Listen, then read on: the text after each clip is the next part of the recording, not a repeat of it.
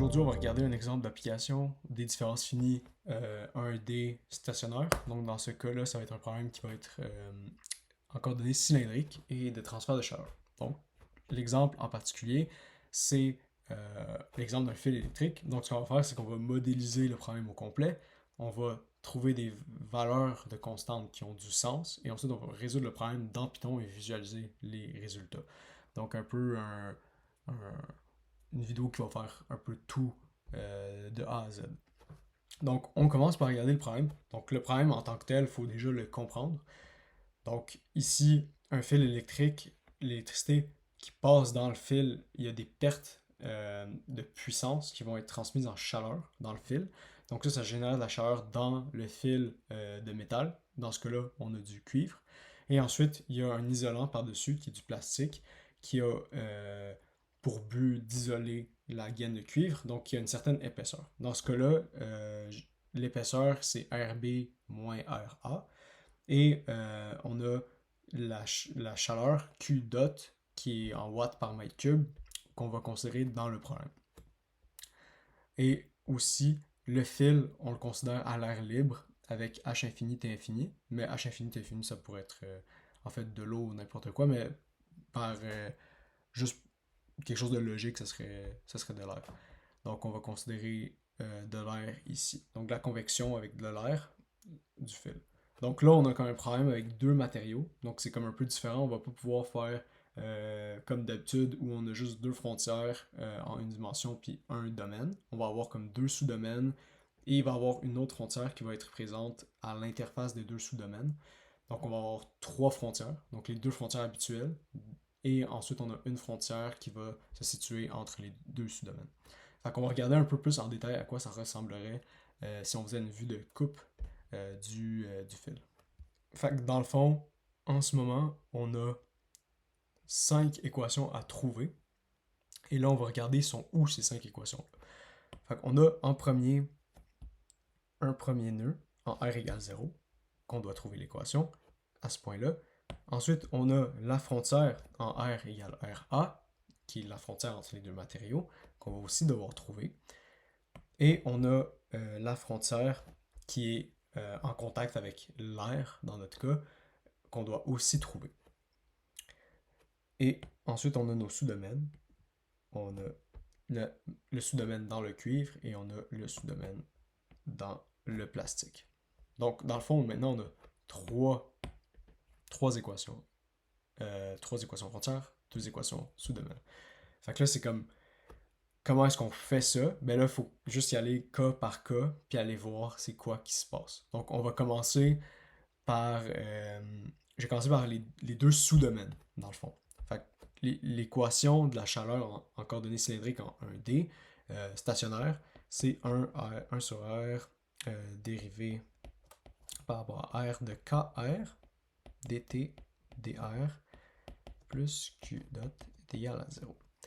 Donc, quand on est dans le cuivre, on a une génération de chaleur, Q dot, et quand on est dans le plastique, on n'en a pas. Fait que l'équation est la même, c'est juste que dans le cas du plastique, on va avoir KB, qui est le matériau B, et dans le cuivre, on va avoir KA, puis on aura de la génération de chaleur. Dans l'autre cas, on n'en aura pas. Donc, si on résout ici, on va se ramasser avec 1 sur R, on va dériver, donc on va obtenir K dTdr plus dérivée seconde de t par rapport à R, K, R comme ça, plus Q dot est égal à 0. Donc on envoie Q dot de l'autre bord, donc on va avoir moins Q dot sur K. Ça va être 1 sur R dTdr plus la dérivée seconde de la température par rapport à R. Maintenant, on peut passer à la discrétisation. Donc 1 sur R, parce que dans le fond, ce qu'on veut accomplir, je fais juste le souligner, c'est d'obtenir une matrice A et un vecteur B. Et avec ces deux éléments-là, on va être capable de résoudre pour trouver la température en tout point dans notre domaine. Donc, on a 1 sur R I, parce que dans le fond, à chaque chaque fois qu'on est à un point I, on va avoir besoin de savoir c'est quoi le rayon à ce point-là pour l'équation.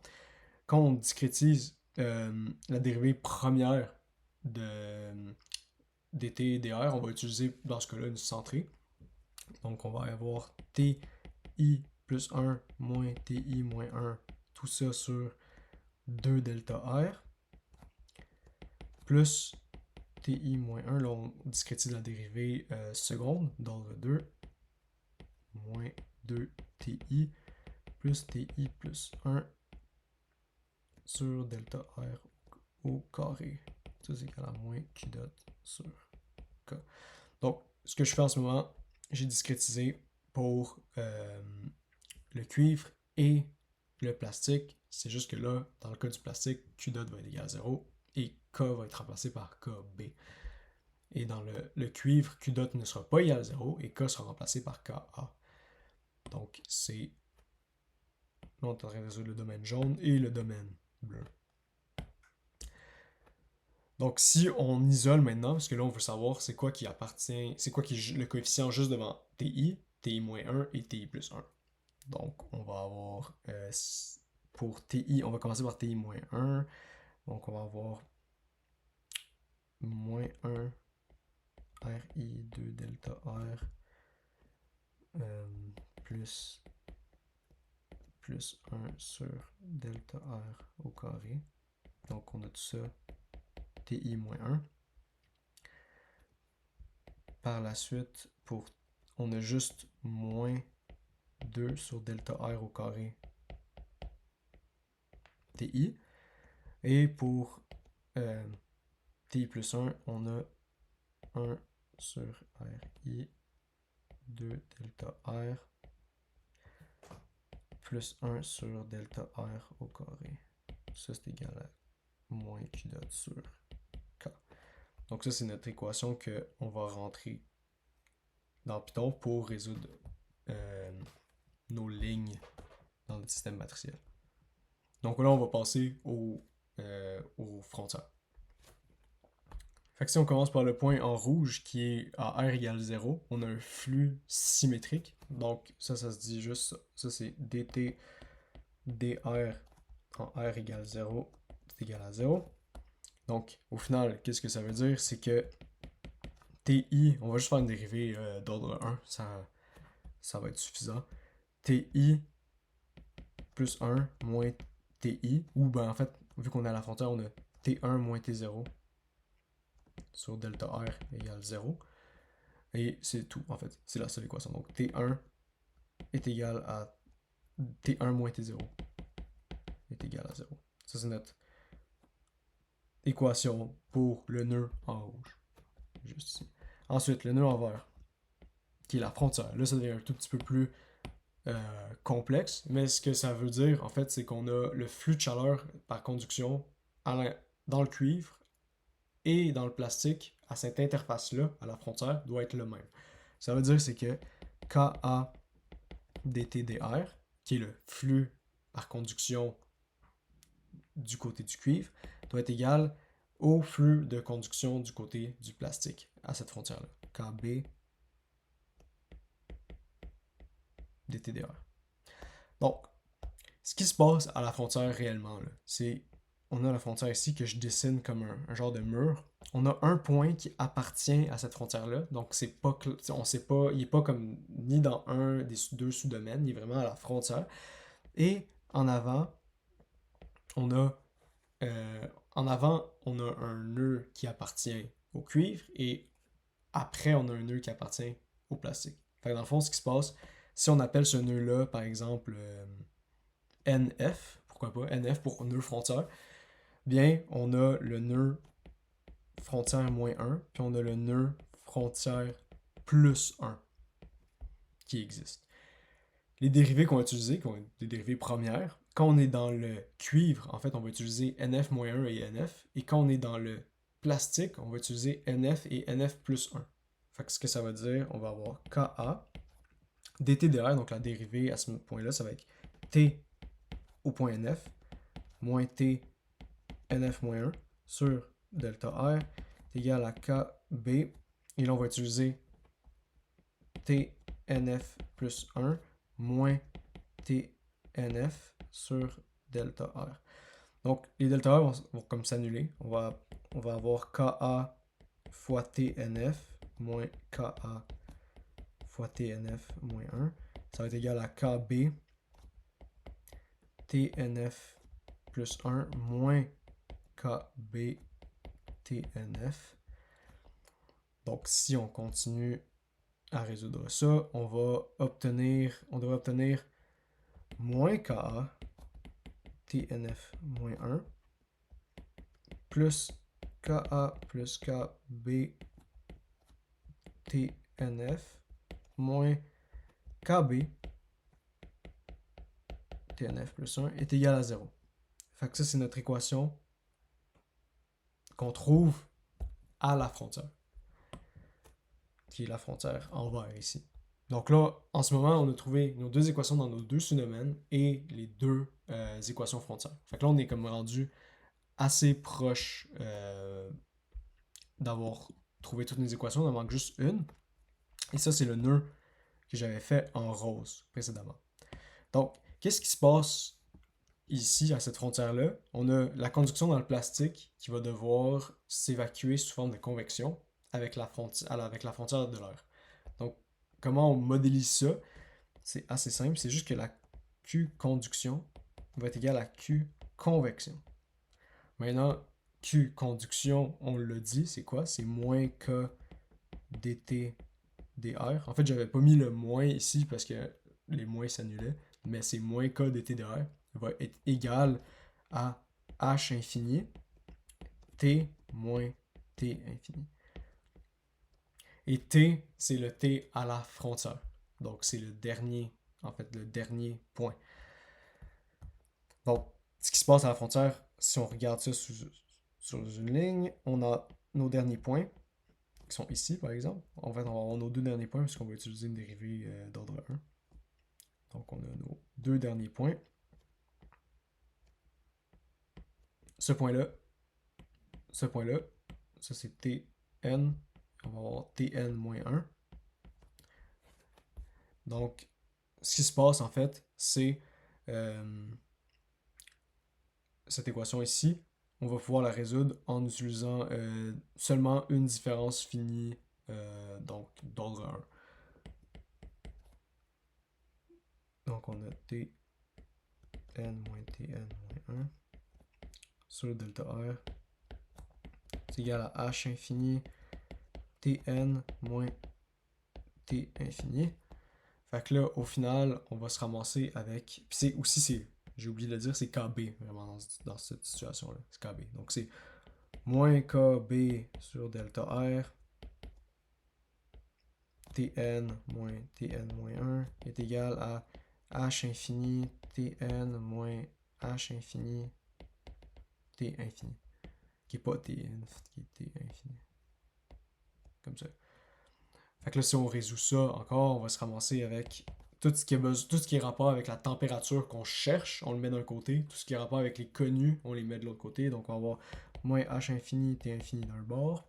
Et de l'autre bord, on va avoir moins K, on va avoir KB sur delta R Tn-1 moins KB delta R Tn. Et ça va être notre dernière équation. Ici. Fait que dans le fond, on a trouvé toutes nos équations. Maintenant, il reste juste à trouver les constantes en fait, du problème, puis ensuite de résoudre ça sur Python directement. Donc, on importe nos librairies comme on le fait d'habitude. Ensuite, on initialise les constantes. Les constantes, je les ai toutes un peu...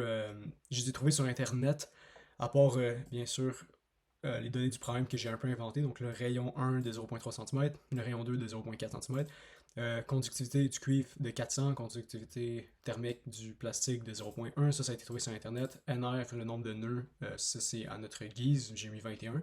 Q de 200, Q dot dans le fond de 200 watts par centimètre cube, ça fait quand même du sens dans le cadre du problème. dr qui est le pas de distance entre nos nœuds. Et nf, dans le fond, c'est le nœud à laquelle je change de sous-domaine. Donc, c'est la frontière qu'on a parlé précédemment. Donc là, on est rendu à quoi? On va initialiser maintenant les variables. Donc, initialisation de variables. Qu'est-ce qu'on fait? On a R qui va être utilisé. Donc, R, ça va être de 0, jusqu'à R2 avec le nombre de points qu'on a décidé, R. Ensuite, on a notre matrice A qui va être juste NP0. Donc, on va juste initialiser une matrice vide qui a une matrice carrée de taille NR, NR. Donc, ça, on le sait à quoi ça sert. Si vous ne savez pas à quoi ça sert, il faut juste aller revoir les différences finies. Ensuite, on a B, ça va être égal à np.0 de NR. Donc là, maintenant, on a nos variables d'initialiser. Maintenant, qu'est-ce qu'on va faire? On commence à résoudre. Donc, on va commencer à mettre des termes dans la matrice et dans le vecteur B. Donc, on a le nœud 0, le premier nœud, qu'on avait dit que c'était isolé. Fait que comment on peut faire, comment on décrit ça? On a A0, 0. Ça va être égal à moins 1. Puis tout ça, ça se réfère à ce que j'ai fait précédemment sur papier. Et A 0,1, ça va être égal à 1. Donc, puis B 0, on avait dit que c'était 0. Donc ça c'est bon. Maintenant, on va faire les nœuds internes dans le cuivre. Donc, nœud interne cuivre. On va avoir une boucle for. Donc, for i in range. Puis là, on commence à 1. 1 jusqu'à nf. Donc là, on va avoir a, on va avoir i-1. Et on va remplir les termes i-1, i et i plus 1 comme on fait d'habitude. Donc, ça ici, ça. On va juste remplacer ici, on enlève le moins 1. Ici, on met plus 1. Et ça, c'est égal à, comme on avait dit, c'est moins 1 sur RI fois 2 fois DR. Donc, tout ça, c'est ensemble. Ici, en parenthèse.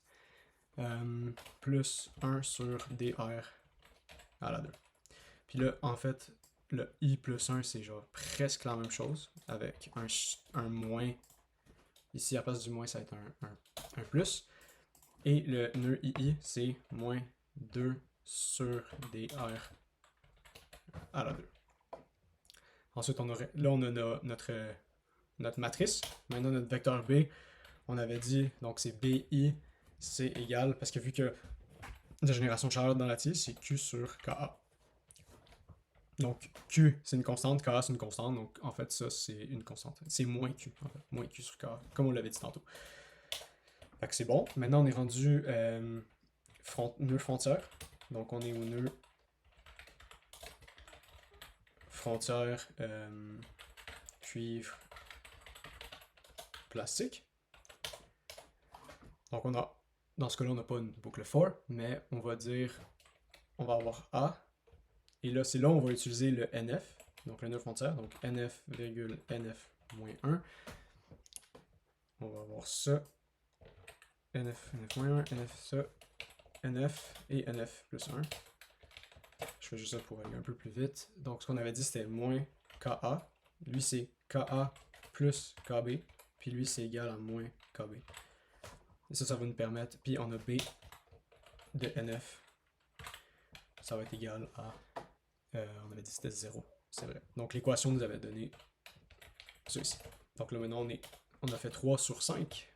Ensuite, on fait nœud interne plastique. Donc, ça suit un peu, en fait, ça ici.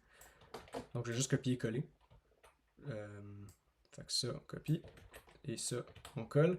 À la place que ça va de 1 à NF, maintenant, on est rendu à NF plus 1. Ici, NF plus 1. Parce que le nœud NF, on le fait ici. Donc, on est à NF plus 1 jusqu'à l'N, donc la longueur de R moins 1. Et dans le fond, ici, AI plus 1, tout ça, c'est pareil. Ici, ça va être 0, dans le fond. Donc, ici, c'est 0. Et ça c'est bon. Et là on est rendu à la dernière frontière, donc nœud,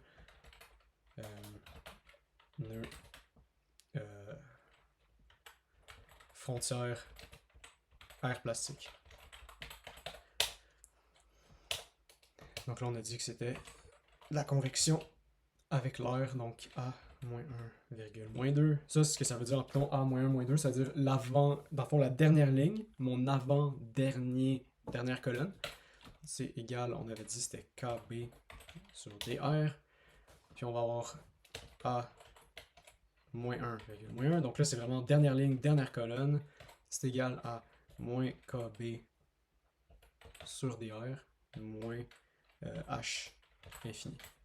Puis ensuite on a B moins 1 qui est égal à moins H infini fois B infini. Juste avant que j'oublie tout ce code-là, je vais le mettre sur GitHub. Je vais mettre le lien pour que vous puissiez au moins aller le chercher à place de le retaper au complet. Puis là, maintenant, on a fini. Dans le fond, on a rempli toute notre matrice A, toute notre vecteur B. Maintenant, on peut juste résoudre et tracer graphique. Donc, on va résoudre ici, donc linalg point solve A virgule B. Donc là, on va trouver notre température à tous nos points. Donc, dans le fond, on inverse la matrice A, on fait fois B, puis ça va nous donner notre vecteur T. Si ça vous dit rien, comment inverser une matrice, pourquoi est-ce qu'on fait ça? Ça, c'est comme dans une autre... c'est vraiment comme un peu la base des différences finies quand on est en stationnaire. Ensuite, on va faire ça, plot R virgule T. Puis en fait, ici, je vais juste couper, je vais faire comme une coupe de... J'ai appelé une coupe de lignes, là, ici, ça sert à rien de l'enregistrer. Dans le fond, je plotte juste en une dimension, juste qu'on le voit comme sur un petit graphique, la température en fonction de R. Et j'ai fait juste un graphique un peu plus visuel avec un mesh pour voir plus en détail. Fait qu'on run le code. Normalement, il n'y a pas de problème. Fait qu'on va commencer par regarder qu'est-ce qui se passe ici. Fait qu'on voit ici température, degré C. Donc ça, c'est la température ici en 0, donc en R égale 0. Et on voit que la température est très constante jusqu'à 0.3, ce qui est un peu logique quand on y pense, parce que vu que la conductivité thermique du cuivre est super élevée, ça fait en sorte que la température est quasiment uniforme dans le cuivre. Genre, elle se diffuse très bien. Puis quand on arrive dans l'isolant, ben là, c'est là où il y a vraiment une différence de température. Donc, il fait chaud à l'intérieur du fil électrique, mais quand on touche, nous, le fil, le plastique, ben c'est pas si chaud que ça. Donc là, on est ici. Donc, le calcul que j'avais fait, en fait, j'avais pris du cuivre pour calculer le Q dot. J'ai pris le cuivre et dans le fond, j'ai pris le fil. On a déjà les dimensions. Puis, on est capable de trouver le Q dot en faisant un petit calcul avec la résistance linéique d'un fil. Puis c'est ça que ça souligne ici. Fait que j'ai fait un calcul avec 20 ampères dans le fil. Puis ici on voit comme à peu près un peu plus haut que 50 degrés à l'intérieur du fil. Puis ensuite quand on touche le fil, on est plus comme à 27 degrés. Donc ça, puis visuellement, ce graphique-là nous montre un peu plus. Donc on a un peu l'échelle étrange ici qui est en degrés. Donc on voit en rouge la température du cuivre qui est plus vers le 55 degrés. Et la température à l'extérieur de l'isolant qui est plus autour de 30, un peu plus bas que 30 degrés. Donc ça nous permet de voir un peu visuellement la chose. Donc c'est pas mal tout. Donc tout ça, ça part en fait des équations. Donc les équations, on a été capable de trouver le nœud 0, nœud interne cuivre, nœud frontière cuivre plastique, nœud interne plastique et nœud frontière air plastique. Donc c'est on a eu 5 équations qui nous ont permis de résoudre ce problème-là. Et le nombre de points qu'on a, qui est 21, en fait, ne change pas grand-chose. Donc si j'avais 101 points, je pourrais runner. On ne verrait pas vraiment de différence à ce niveau-là. Fait qu'on peut voir que 21 points, c'est correct. On voit une petite différence dans le graphique ici, c'est un peu plus beau, un peu plus smooth, mais sinon, c'est pas mal tout. Fait que j'espère que ça vous a aidé, puis à plus.